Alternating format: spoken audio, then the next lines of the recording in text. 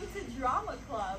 We have some monologues and scripts today, but we are going to start with some warm-up games. We haven't done warm-up games since the last time I was doing Drama Club. We are going to start with the mirror game. So everyone is going to, or I'll start, do an action. And once everyone's doing it, someone can say, I'm switching, and switch the action. I'm switching. I'm switching. I'm switching.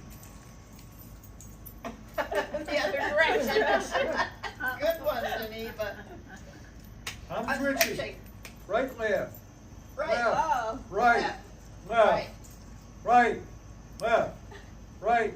We are going to do some monologues, and tomorrow is October 1st. It is officially fall, and we have some fall-themed monologues to get in the spirit of things.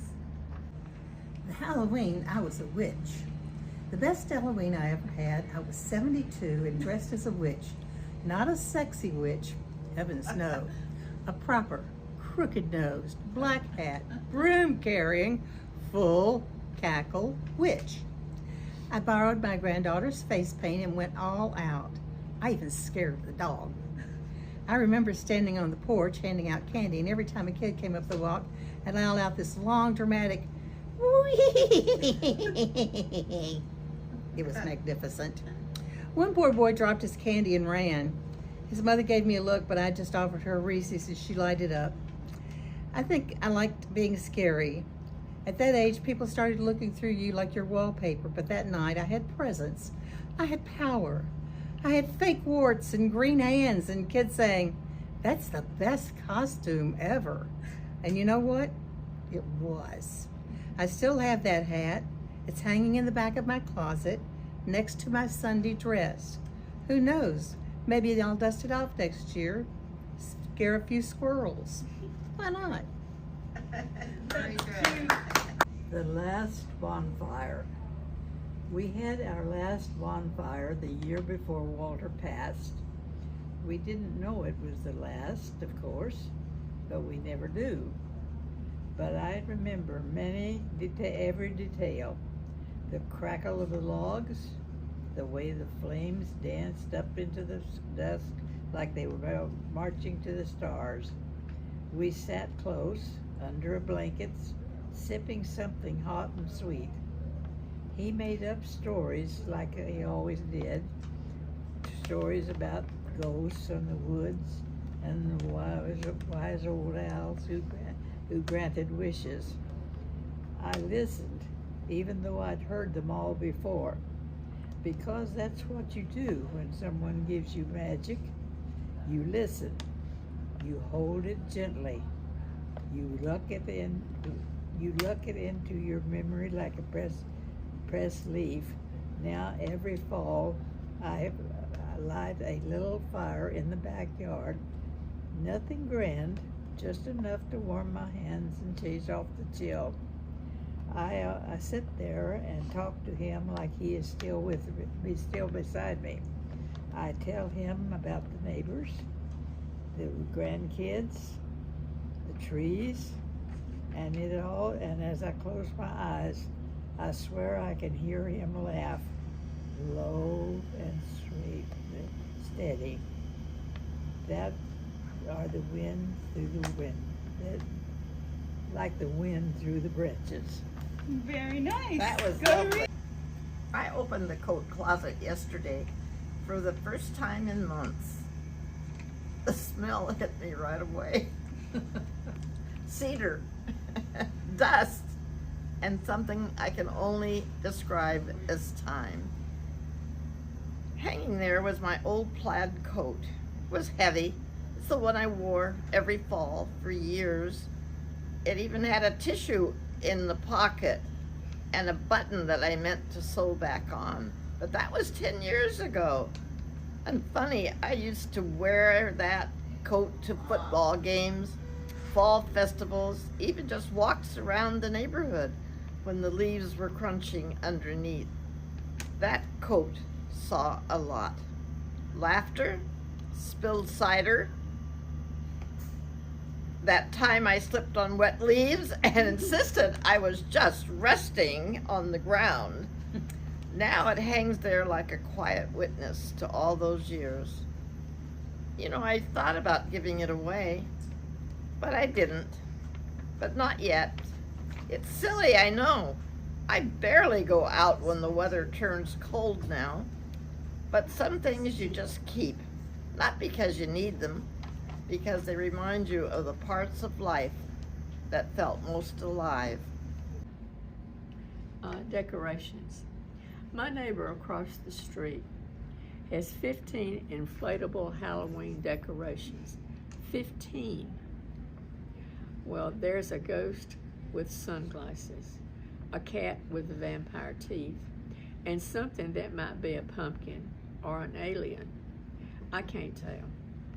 I remember when decorating meant a paper skeleton on the door and a carved jack-o'-lantern that got moldy before Halloween night. But now it's a whole production. Don't get me wrong. I love the spirit of it. The kids love it, and that's what matters. But the other day I caught myself yelling. Back in my day, at an 8-foot inflatable with which that's when I knew I turned into one of the neighbors I used to laugh about. So this year I put out one lonely little scarecrow.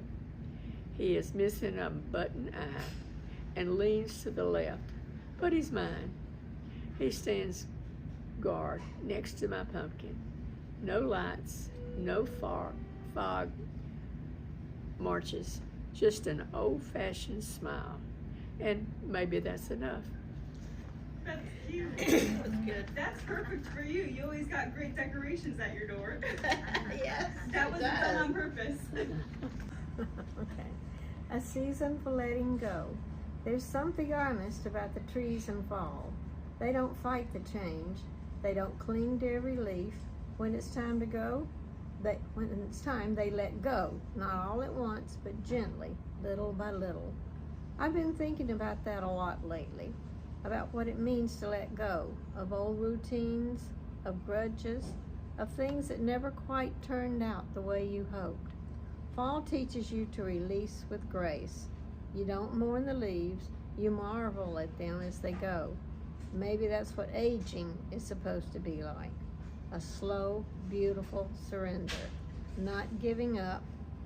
No, never that. But learning that there's beauty in the pause, in the quiet, in the space you leave behind when you stop trying to carry everything. I sit on my porch most mornings now, coffee in hand, sweater wrapped around my shoulders, and I watch the leaves fall. And I really try to let go like they do. That's very good. Cute. Guess the gourd. The local community fall fair, a table with various squashes, pumpkins, and odd-shaped gourds is set up under a banner that reads, Guess the Gourd. A few bay bales and scarecrows add to the scenery. Carol is standing behind the table with a clipboard. Irene's examining the gourd like a detective. Walter is distracted by the smell of food. Step right up, guess the gold. Winner gets bragging rights and a $5 gift certificate to Jim's Java Barn. Gourd, this is a botanical prank. It's real gold, Irene. Came in this morning from Old Man Tubbs' garden.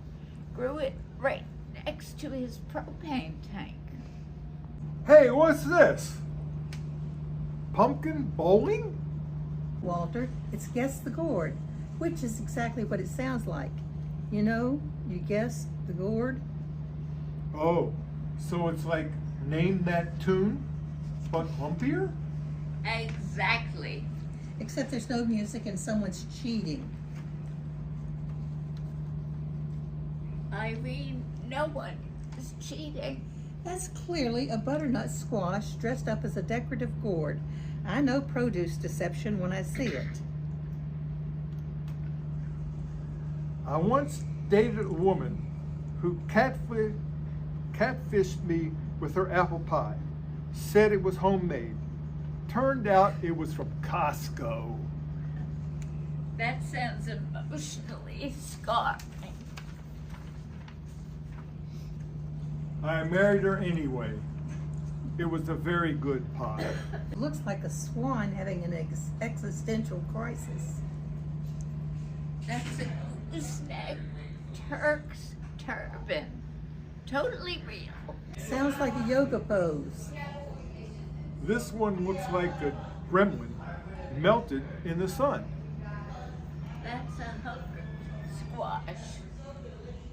I'm going to name him Kevin. Walter, you can't name the gourds. Too late. Kevin and I are emotionally bound now.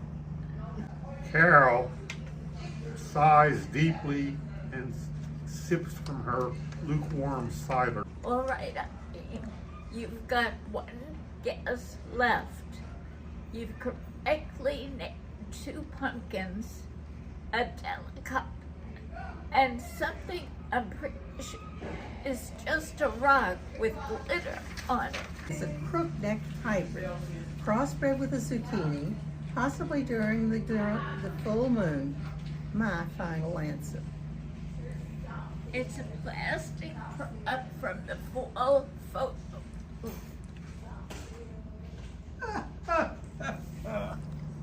Irene guessed a fake gourd? She's been duped. That should be labeled. I almost adopted that one. Well, you still get the gift certificate, mostly because everyone else went home hours ago. Can we split it? I'll buy a latte if you give me a bite of your scone. You have funnel cake on your ear. No deal. Lights fade as Walter tries to trade bites of funnel cake for lattes. Carol starts putting the gourds away, one of them suspiciously making a squeaky noise. That was